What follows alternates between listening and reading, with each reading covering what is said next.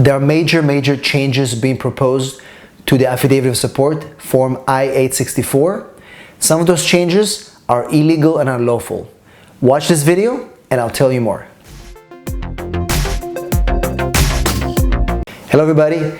In this video, we'll talk about some of the proposed changes to the Affidavit of Support, Form I-864. This is the form that is used in adjustment of status for green cards based on marriage and family petitions.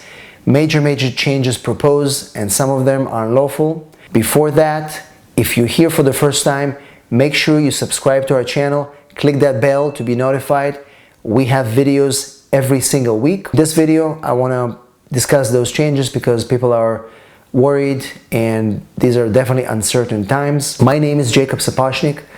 I'm an immigration attorney located in San Diego, California. Our firm focuses on one area of law, that's immigration, and we do this in all 50 states.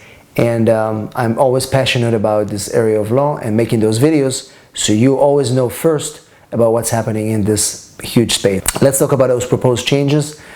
So the changes refer to Form I-864, Form I-864A, and Form I-864EZ, and this is the Affidavit of Support, one of the main forms that we use in green card cases, adjustment of status, and also cases that we file at the consulates abroad. That major change that they're talking about is they want people, the sponsors, the U.S. citizen sponsor, to disclose their entire bank's information. So they want to know their account number, they want to know who is a member of the account, who are the account holders, they want to know the routing number. This is an information that is highly sensitive and most people are obviously not going to want to disclose that. What the law says is that you have to show that the sponsor is able financially to be a sponsor, and then typically what we show is tax returns, we show if they have assets, we show the property or whatever they have, but they never ever required an actual to see the bank account and to get the information of the bank account, not just the statement, but actual account number, routing number, and who is actually associated with the account. So that's going to be huge and inconvenience for a lot of sponsors, and they may not want to even be a sponsor. The second proposed change is that the government want to require the sponsors to sign the Affidavit of Support before a notary public. Now, again, it's a very huge inconvenience. You have to go take the form, leave your house, find a notary public, pay for it.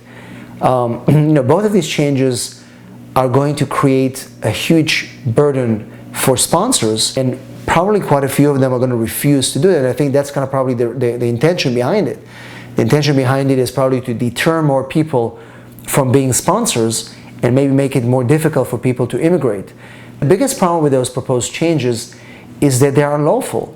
The actual legislation is not requiring USCIS to ask the sponsors for such detailed bank information. All it says is that the person has to prove that they are sufficient, that their income is sufficient to be able to actually be a sponsor. So none of the legislation talks about bank account information, routing numbers, account numbers. So this is a proposed rule that is totally wrong.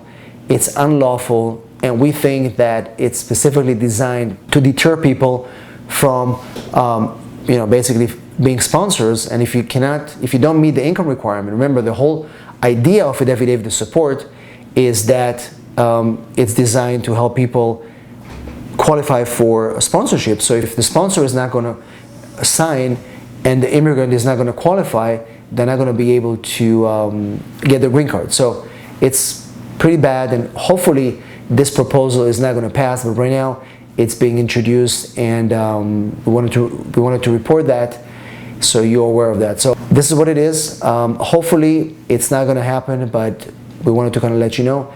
Post in the comments below if you have any questions, and make sure that you subscribe to our channel. We produce videos every single week, and if you know anybody who may benefit from this video, please share this video because I think the information is super important.